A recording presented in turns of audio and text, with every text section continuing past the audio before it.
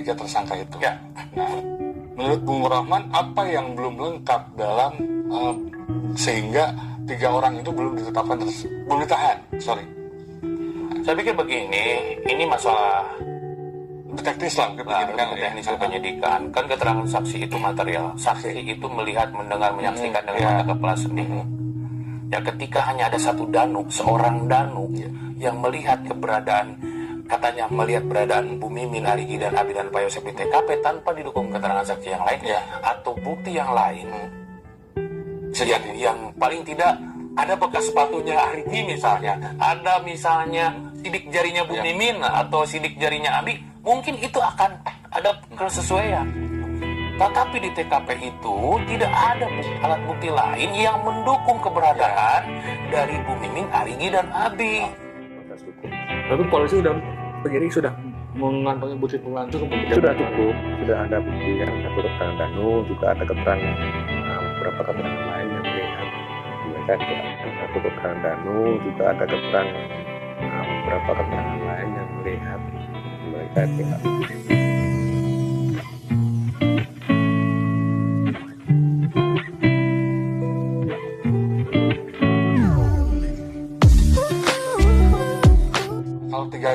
Kalau yang ketiga ini saya meyakini tidak ada. Hanya ada keterangan Danu saja yang dilakukan secara sepihak. Bayangkan, di dalam keterangan saksi pun Danu menceritakan keberadaan Bu Mimin, Arigi dan Abi. Di saat dia tidak sengaja jam 3.25 datang ke TKP, katanya dia melihat orang dengan postur tubuh mirip Pak Yosep, mirip Arigi dan Abi. Di mana orang-orang yang di dalam itu tidak menyadari kehadiran Danu. Itu di keterangan bulan September. Kemudian 16 Oktober setelah jadi tersangka dirubah total. Nah, jadi dari 95 bukti tadi yang Bung sebutkan itu belum ada yang membahas setidaknya nyerempet soal ketiga tersangka ini. Saya meyakini tidak ada. CCTV misalkan, tadi kan ada CCTV, katanya ada CCTV Pak Yosep lagi motor. Ya, saya punya fotonya juga beredar itu di media sosial bahwa ada foto Pak Yosep pagi-pagi hari.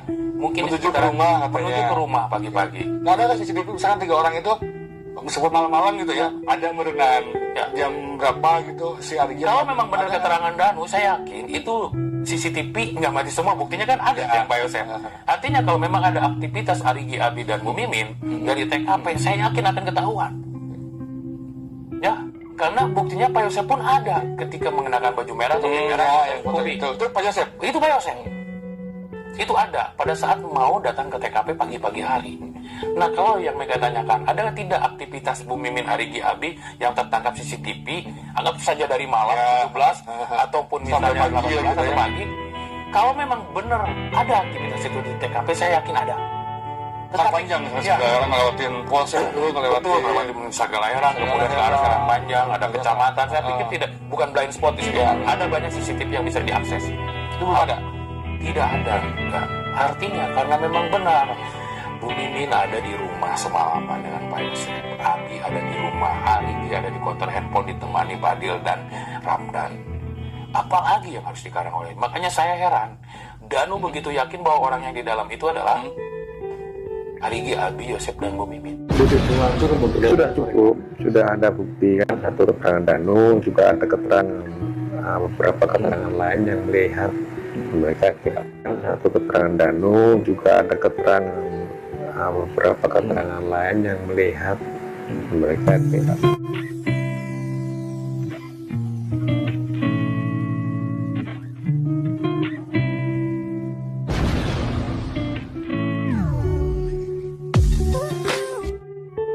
Tes petitumnya dikabulkan. Apa yang akan terjadi? Ya probabilitas itu kan dari setiap hal itu kita ada probabilitas, ada kemungkinan dikabulkan dengan kemungkinan tidak dikabulkan. Kalau misalnya kemungkinan ini dikabulkan, artinya kan ada proses hukum yang harus diperbaiki, terutama mencoba mengkoreksi keterangan Danu jauh lebih detail lagi. Berarti kalau dikabulkan makin panjang lagi ceritanya. Ya, makin panjang lagi karena memang keterangan Danu itu harus konsekuen tentunya. Jadi sebenarnya siapa yang ada di TKP itu? Apakah benar Bu Mimin, Arigi, Abi, atau Pak Yosep?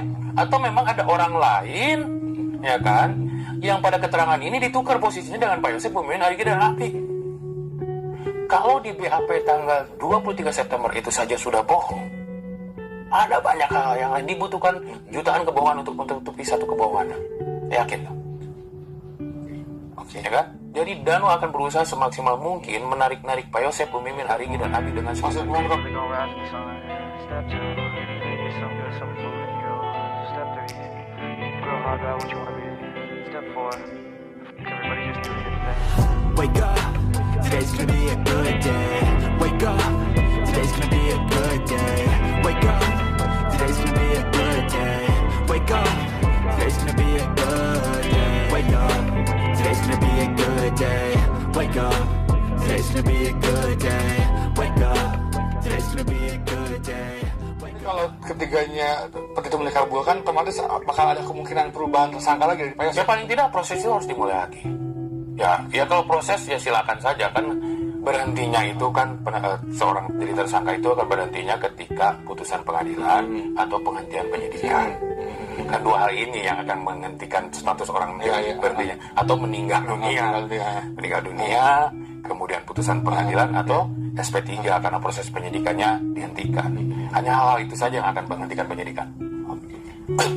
Tapi yang penting dari ini semua sebenarnya bukan masalah itu sih. Saya tadi udah bilang, tujuan saya sebenarnya melakukan pra-peradilan, saya ingin mengetahui apa hasil temuan Polda, Polres, dan Polsek berkaitan pembunuhan itu. Saya ingin mengetahui apa hasil temuan Polda, Polres, dan Polsek berkaitan pembunuhan itu. Ada banyak temuan yang saya temukan hari ini. 95 bukti dihadirkan oleh Polda Jabar sebagai konsekuensi sebagai termohon. Kalau tidak mau, harus menghadirkan itu. Kapan lagi? Kena jebakan Batman. Mereka enggak seperti itu. Karena memang ada lembaga formal, ada upaya formal yang namanya pra-peradilan. Emang kalau nggak lewat pra-peradilan nggak mungkin itu. Nggak mungkin. Ketika rilis kemarin saja teman-teman media kan terbatas bertanya. Tidak bisa melihat keberadaan. Mega tahu nggak hasil visumnya seperti apa? Hasil visum pertama di Kartika Asih, hasil visum dokter Hasri. Kedua korban. Dokter Hasri. Oh ya, jadi Itu kan saya baca semua tadi. Ketika 95 bukti itu diperiksa oleh tim kami, dihadirkan di persidangan, disodorkan oleh pihak termohon kepolisian kepada hakim, kami diberikan kesempatan melihat. T1 sampai T95 itu kodenya. Dan ada beberapa berita acara, termasuk berita acara klien kami, Arigi, Abi, Yosef, Bu Mimin ada. Dan kemudian ditambah BAP-nya Danu yang 2 itu. Kan itu kan kesempatan, kapan lagi kita bisa mengakses itu?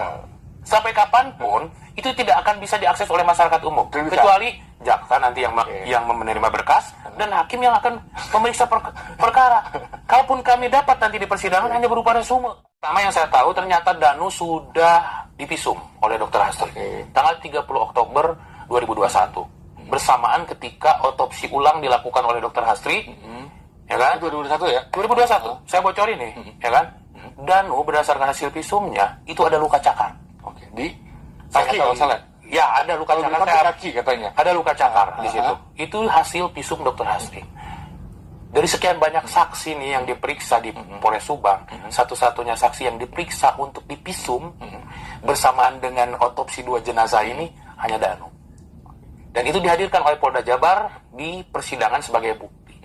Di pra-peradilan. Di pra-peradilan tadi. Saya lihat. Saya punya kesempatan membaca. Kalau saya tidak melakukan pra-peradilan, ya tidak akan pernah dokumen itu dapat saya lihat.